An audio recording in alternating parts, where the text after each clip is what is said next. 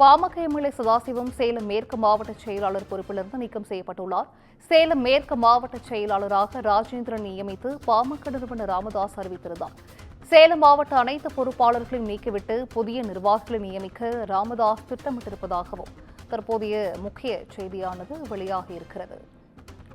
PMK MLA Sadasivam கட்சி பொறுப்பிலிருந்து நீக்கம் செய்யப்படுவதாக அதிரடியாக அறிவிக்கப்பட்டிருக்கிறது.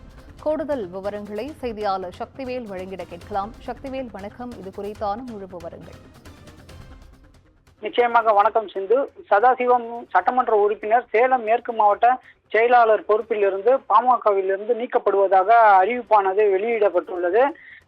அதேபோல் சேலம் மேற்கு மாவட்ட செயலாளராக வெடிக்கனூர் ராஜேந்திரன் அவர் இன்று முதல் நியமிக்கப்படுவதாகவும் அறிவிப்பானது வெளியிடப்பட்டுள்ளது. இந்த பொறுப்பில் இருந்து நீக்கப்படுவதும் சேர்க்கப்படுவதும் கடந்த காலங்களில் இது ஒரு சம்பவமாகவே நிகழ்ந்து தொடர்கதையாக வருகிறது. சிந்து, நன்றி. சக்திவேல், விவரங்களை வழங்கியமைக்கு நன்றி.